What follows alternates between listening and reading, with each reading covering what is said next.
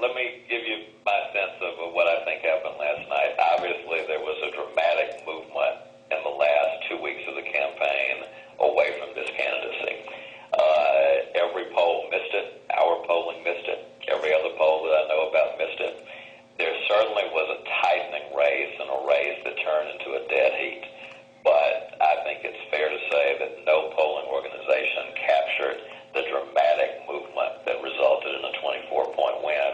And given that the polling was dead on in the Republican race and captured the three-way split that happened there, it's surprising.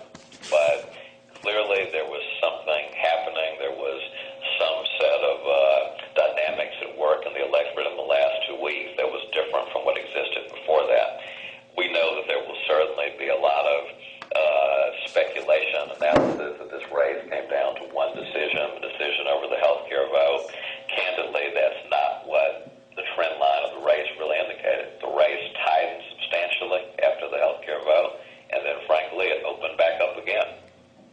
And our polling showed that the race had opened back up to a double-digit lead, 13 points, 16 points if you weighted a predominantly black sample in early May.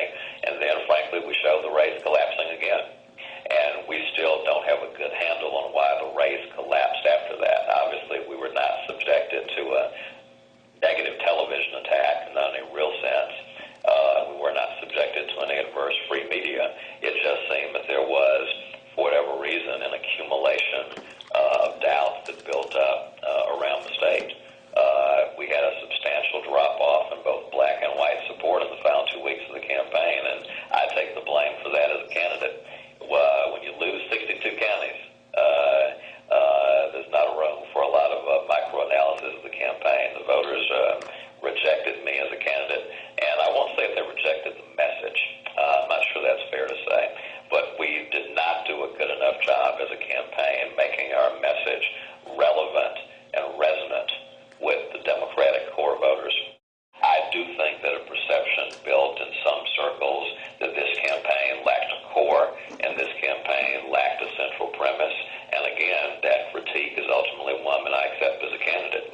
Voters knew what Ron Sparks' campaign was about. They knew it was about expanding gambling and the lottery. I'm not sure enough voters knew what my campaign was about. And too many voters thought that my campaign was about a very abstract proposition: can a black be elected governor? My campaign was always about much more than that. But candidly, I'm not sure we did a good enough job burning our message into a few simple, discernible points. Alabama governor's races tend to be driven by personality, and they tend to be driven by sometimes a few basic issues. Obviously, I did not do a good enough job as a candidate in connecting with certain groups within the Democratic base. And again, that's not anyone's fault other than mine. Certainly, there was a group of voters who held certain issues against us. I think it's pretty clear the most consequential one of those would have been health care. But as I've said before, the trend line of this race was not a free fall from health care on.